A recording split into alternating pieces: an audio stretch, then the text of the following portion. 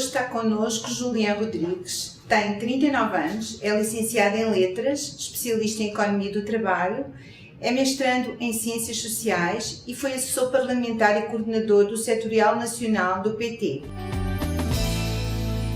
Não existe lei específica que puna a violência homofóbica.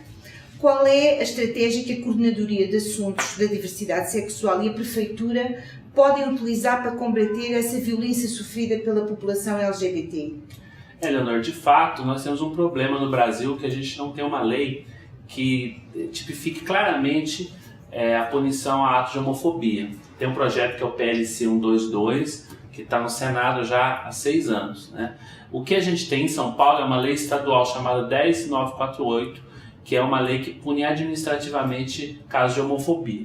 Então, qual que é a nossa estratégia na prefeitura? É receber essas denúncias por meio do Centro de Combate à Homofobia, que fica lá no pátio do colégio, e a partir do acolhimento dessas denúncias, que também podem ser feitas de maneira virtual, pela internet, nós encaminhamos num convênio que nós temos com a Defensoria Pública, e aí a gente encaminha ou a abertura de um processo pela Lei 10.948, ou a gente encaminha boletim de ocorrência, enfim, todos os encaminhamentos jurídicos que forem necessários, né? É óbvio que essa estratégia existe, mas não é suficiente. O que é que você pensa que se poderia fazer já? Você veja que a política ela tem que ser nos 3 níveis da federação, nível nacional, nível estadual e nível municipal. No nível nacional você tem o Disque 100 com o módulo homofobia, então nacionalmente você pode fazer a denúncia só discando 100, é uma ligação gratuita. Em nível estadual existe também a Coordenadoria de Políticas LGBT. E em nível municipal tem essa estratégia que eu te falei. Sim, é insuficiente. Seria preciso que houvesse a aprovação de uma lei mais clara sobre a homofobia.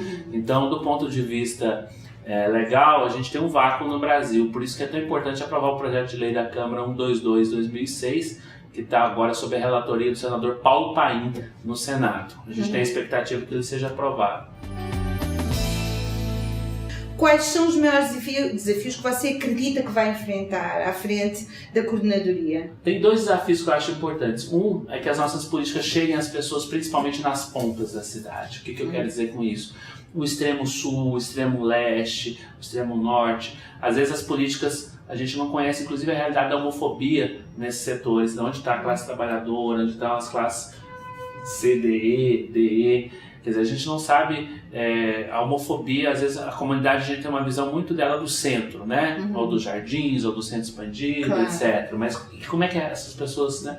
Então, uma população global imensa. Né? Então esse é um desafio. O outro desafio eu acho que é fazer uma cultura de paz e contra a homofobia de verdade. Nós temos a maior parada LGBT do mundo, e na mesma avenida onde é feita essa parada, você tem casos de violência reiterados, como a gente viu há um ano e meio atrás.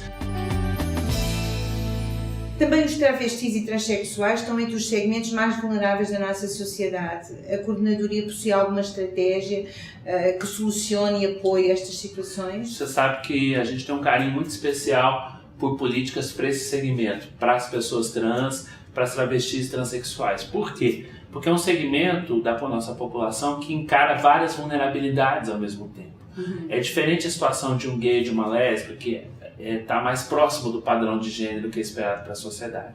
Quando uma pessoa rompe com os padrões que seriam esperados para o seu sexo, ou seja, se uma mulher que nasceu com um sexo biológico feminino começa a se comportar, adotar uma identidade, uma expressão de gênero masculina ou vice-versa, você tem uma exclusão que começa em casa, começa na escola com 14, 15 anos, e aí sobram poucas opções para essas pessoas. Muitas vezes só lhes resta uma opção, ou tá na rua, ou tá com trabalho precarizado, o mercado de trabalho não absorve. Então, é uma preocupação muito grande. Então, a gente quer criar, a gente conhece algumas experiências no Brasil, mas a gente acha que elas são insuficientes. Nós nos colocamos no desafio. Criar um programa na Prefeitura de São Paulo que possa ser inovador, que possa ser integrado, que possa ter a dimensão do trabalho, a dimensão da educação, a dimensão da saúde, da cultura, num programa que possa acolher e diminuir a vulnerabilidade dessas pessoas. A começar que a gente não tem pesquisas para saber quantas são e onde estão. Não há informação. Então, uma grande dificuldade de fazer política pública para o segmento LGBT é a falta de dados. Você tem pesquisas na universidade, mas faltam dados quantitativos, objetivos, de georreferenciamento, onde essas pessoas moram, onde elas trabalham, quais são suas necessidades mais imediatas. Então, mas olha, está na nossa lista nossa agenda de trabalho com prioridade.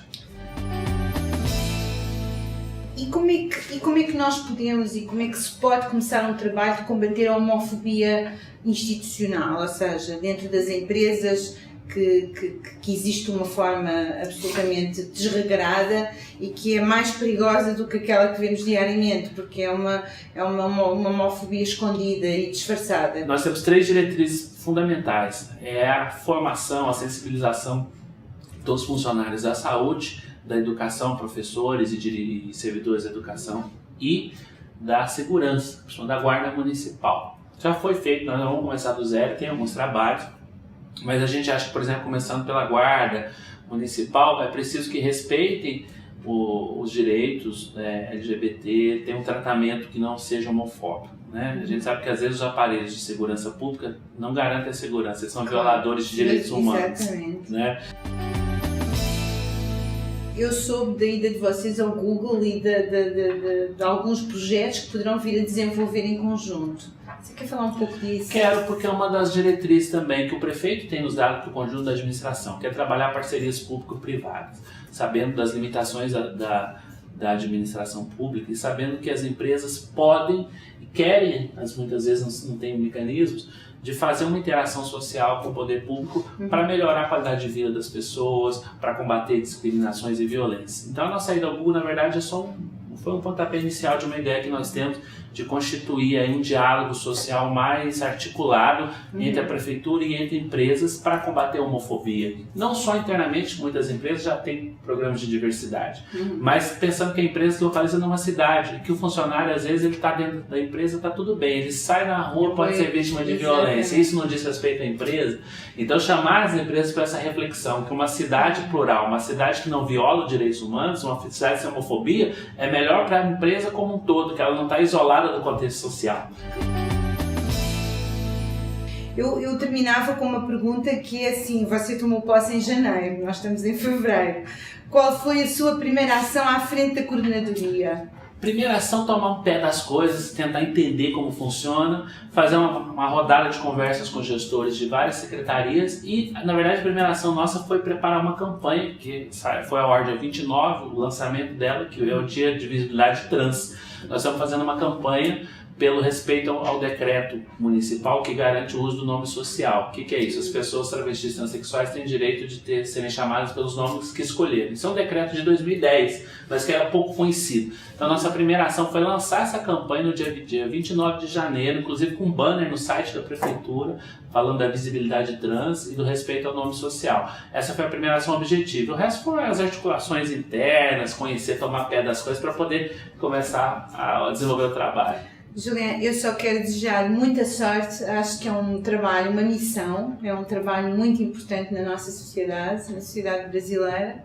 Agradecer a sua presença e espero voltar a falar consigo daqui a 6 meses e ter muitos projetos feitos. Já agradeço e estamos juntos, estamos à disposição. Obrigado pelo espaço. Muito obrigada. Continue a seguir a nossa página no Facebook, onde você pode se conectar com todas as nossas redes sociais e saber mais informações da The Bridge. Até ao próximo programa.